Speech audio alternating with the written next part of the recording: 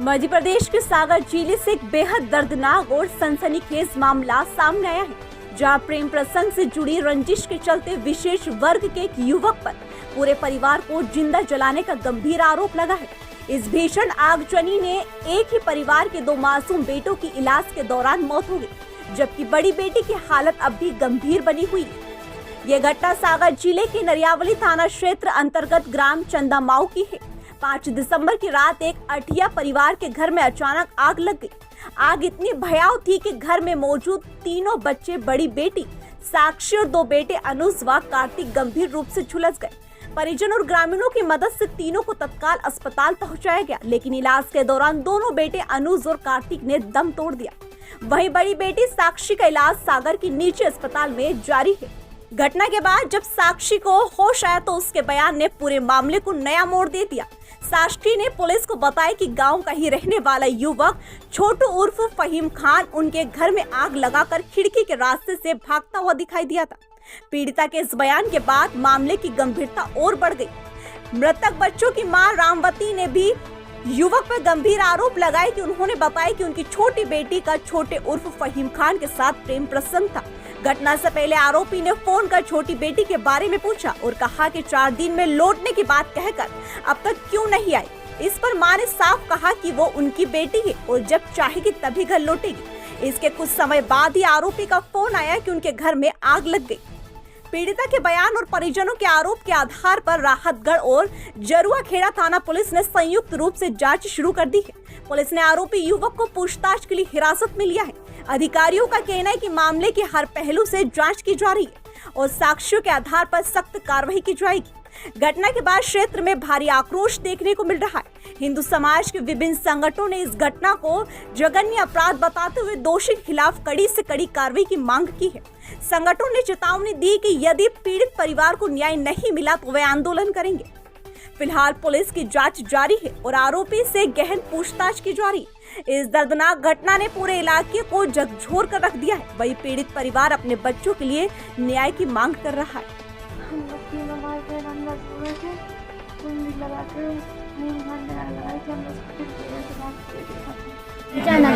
जड़ उठी नरियावली वहाँ परिवार के साथ ये घटना हुई। किसी ने आग लगा दी हमारे घर में। फहीम खान, हमारे 3 बच्चे जल गए हैं। हम जितना है दुश्मन हमें लड़की चलती हुई से पहला पर सुने, लेकिन 4 तारीख को बोली हमें। 4 तारीख को चाची एक की बोल कर गए थे आप क्यों नहीं लौटी पुलिस तक।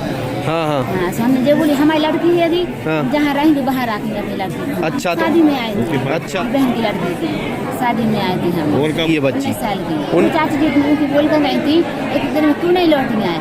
बोले देखो हमारी लड़की है यदि हम 4 दिन में लौटे, हम 8 दिन में लौटे, हम जब लौट सकते हैं। तुम क्यों हो रहे होगी। बोले तुम्हें चाची आज जाके आने पार है, तुम हमें जाना तो नहीं है। अच्छा, हमने बोली हमें तुम भी नहीं हमें जाना, हमने भी बोली मतलब थोड़ी देर हम नीचे आ गए। हमारी लड़की बात करत रही, जब नहीं पता लड़की की इनकी क्या बात है। जब आगे लग गई, जब फोन आ जब पता चली हमारे को, उसी ने बताया कि आग लग गई, मतलब उसी ने लगाई है।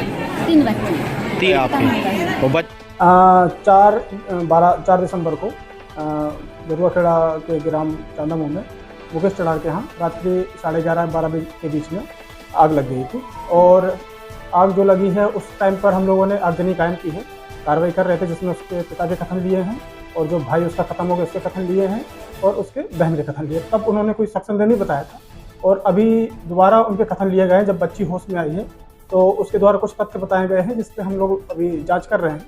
और घटनास्थल का भी मैंने विजिट किया है और गाँव वालों से बात की है, स्वतंत्र साक्षियों की बात की है और जो बगल में परिजन रहते हैं उनसे भी बात की है।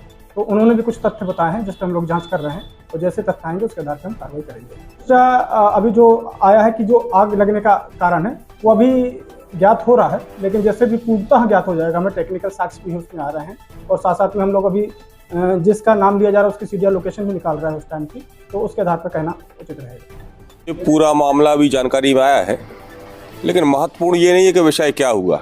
महत्वपूर्ण ये है कि शहर में घटनाएं, जिले में घटनाएं इतनी बढ़ चुकी हैं कि यदि कोई मुस्लिम व्यक्ति या धर्म विशेष का व्यक्ति लव जिहाद की घटना करता है और कोई बच्ची यदि उसकी बात नहीं मानती है और वो धमकी देता है कि हम तुम्हारे परिवार को जिंदा जला देंगे, और वो जला देता है, और जिसमें 2 बच्चों की मृत्यु हो जाती है और उसकी एक बहन झुलती हुई अवस्था में अस्पताल में भर्ती है।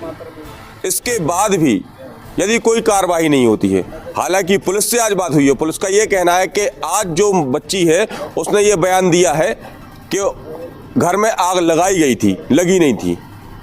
तो हमें पुलिस पे विश्वास है कि भाई पुलिस कार्रवाई करेगी। यदि पुलिस कार्रवाई नहीं करती है तो हिंदू संगठन सक्षम है, यदि हमारी किसी भी हिंदू बच्ची, चाहे वो किसी भी वर्ग से आती हो, यदि जो जातिवाद करने वाले लोग हैं वो करते रहेंगे, लेकिन हमारी नज़रों में सारी हिंदू बच्चियां हमारी बहन हैं। यदि कोई भी इन पर कोई गलत निगाह डालता है या हत्या दुर्घटना जैसी कार्रवाई करता है तो चाहे शहर को बंद करना पड़े, सागर जिले को बंद करना पड़े, हम बंद करेंगे, लेकिन कार्रवाई जरूर होगी और करनी पड़ेगी।